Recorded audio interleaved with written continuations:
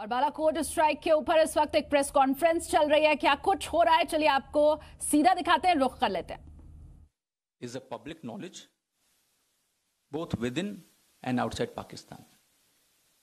Repeated requests by us and the international community for Pakistan to take action against such groups has been met with denial. Since 26 February, following demands from the international community, Pakistan is again claiming to take fresh action against terror groups on its soil. In an interview to CNN on 28th February, the Foreign Minister of Pakistan has said, and I quote, "Well, he, which is Masood Azhar, is in Pakistan, according to my information," unquote. Claims are being made that terrorist organizations will be proscribed, that some individuals have been placed in preventive detention, and that some action has been taken against seminaries and madrasas belonging to terrorist groups. We are seeing the same script that has been played out earlier. After the terrorist attacks on our parliament in December 2001, after the Mumbai terrorist attack in November 2008, and the attack on Pathankot Air Base in January 2016. Pakistan claims to proscribe groups and individuals, but this is confined only on paper. Actually, terrorist groups and individuals continue their activities without hindrance. Pakistan has not shown any serious intent to address the legitimate concerns of India and the international community. Despite the media interviews by Pakistan's foreign minister and former president Musharraf acknowledging the presence of Jaish-e-Mohammed in Pakistan, the spokesperson of the Pakistani armed forces openly denied the presence of Jaish-e-Mohammed in Pakistan in an interview on 6th March. This statement is a sufficient proof that Pakistan still remains in a state of denial.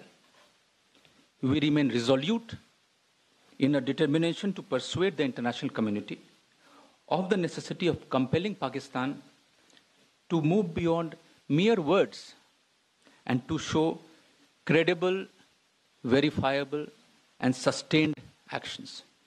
We have and we will continue to act with responsibility and maturity. Our armed forces continue to maintain strict vigil and will remain determined in the defense of the nation and its citizens. If Pakistan claims to be a Naya Pakistan with a Nayi Soch, it should demonstrate Naya action against terrorist groups and terror infrastructure on its soil and end cross-border terrorism in support of its claims. Thank you. I now open the floor to questions. Siddhant, and then we will move on. Yeah, please. So we have seen the MEA release last night. Our High Commissioner is going back to Islamabad. The Pakistani High Commissioner is coming back to India. Is it right to say that the worst is over, the de-escalation has happened between the two countries? Siddhant, there was never an escalation from our side. I have made it very clear, the Foreign Secretary has made it clear in his statement, that our strike was not a military operation, but a counter-terrorism operation against Jaish-e-Mohammed. This was necessitated by the lack of action by Pakistan on the perpetrators of Pulwama attack and on credible intelligence information about more imminent attacks on India by those who were being trained in Balakot. On the contrary, the escalation was done by Pakistan. Yes, please. Raveesh, please allow me. First is on Pakistan. Pakistan Prime Minister yesterday said that Pakistan will not allow any terror group to operate from its soil, and this could be, God willing, this could be a beginning of a new era. How would you respond to his last night's interview? And also a question on Nirav Modi. We are not seeing much of action against Modi compared to what we saw against Mr. Vijay Mallya. On the first question, the answer is in the statement which I have read. You see, we have seen this happening time and again. As I mentioned, that the same script is repeating again. You see, so Pakistan has to now move ahead beyond mere words and take some credible, verifiable, and sustained actions against terrorists and terror groups.